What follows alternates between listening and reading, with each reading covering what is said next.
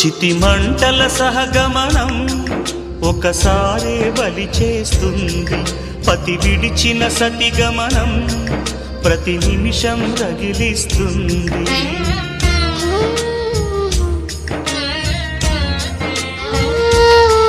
ఆ జ్వాలలతోనే జీవించేటి ధైర్యం అందిస్తూ ఓ బంధువులారా దీవించండి దీర్ఘ సహనమస్తు. నువ్వు రామా మాంగల్యమా వివాహపు వేదికలో నిన్ను ఉడేసిన నిన్నటి వేళకి విడాకుల వేడుకలో నేడు తెంపడం నేర్పడానికి.